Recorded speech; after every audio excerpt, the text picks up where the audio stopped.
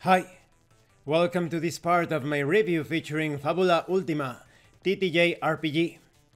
If you haven't seen the other parts of my review, featuring this tabletop role-playing game that attempts to bring the Japanese video game RPG experience to your table, please check out the playlist in the description below. This time we are going to talk about projects. Much like how spellcasters gain access to ritual magic, characters with the Tinkerer class may start projects and work on a variety of custom inventions, such as walking magitech, shields, airships, and such. First, you describe the invention's effects, how it operates, and what kind of energy it requires, and the specific benefits it provides, of course. The Game Master has final say on whether a given invention is feasible in your circumstances.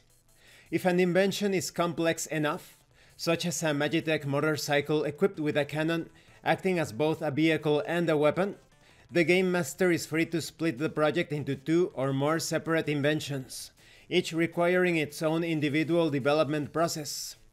By consulting the area, potency, and uses tables, the Game Master determines the invention's total cost in materials to be paid immediately.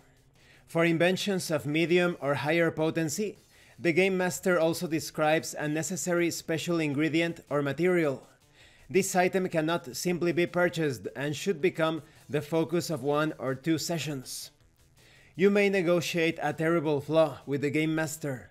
Perhaps the invention must be recharged at regular intervals, or maybe it's unreliable, perhaps cumbersome, or extremely loud. This flaw reduces the total cost of the project by 25%.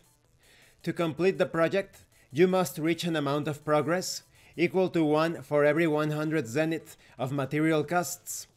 At the end of each day, the progress of your project will advance accordingly.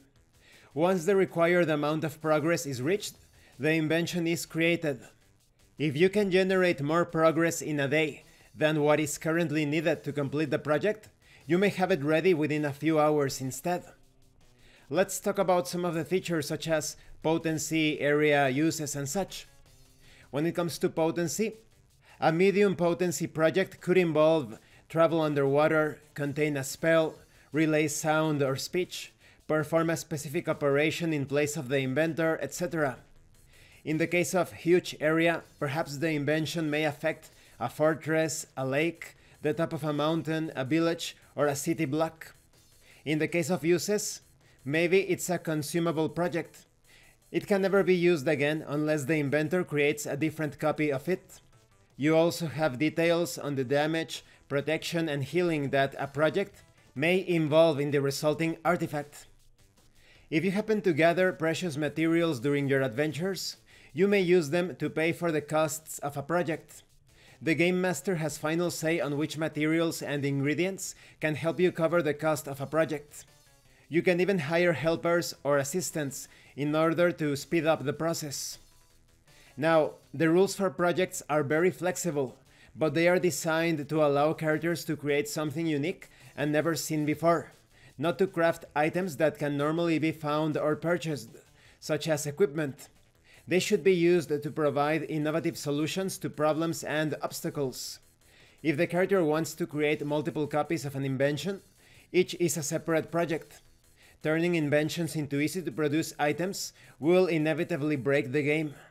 For tinkerers who want to customize equipment, they should look at the heroic skill upgrade. It's also important to note that projects require time. If the group focuses on a long project, villains will certainly not sit idly. And certainly, interlude scenes are perfect for narrating a project's development. At the end of this section, you have sample projects, such as golems, airships, magitech suits, different oils, gases, and helms. And this concludes this part of the review. In the next part, we are going to talk about group dynamics. So projects are certainly something that you should use for story purposes, in order to overcome a major obstacle, or perhaps it is related to part of the main quest. But they should never be used constantly as a common thing. Perhaps you could make some exceptions when it comes to more simple or mundane projects. But when it comes to grander schemes, it's definitely something worth considering. Thank you for watching this part of the review, and thank you for your likes and your comments. If you have any questions or comments, please let me know. And thank you so much to those of you that are going the extra mile to support the channel. If anyone else wishes to further support the channel, the information on how to do that will be in the description below.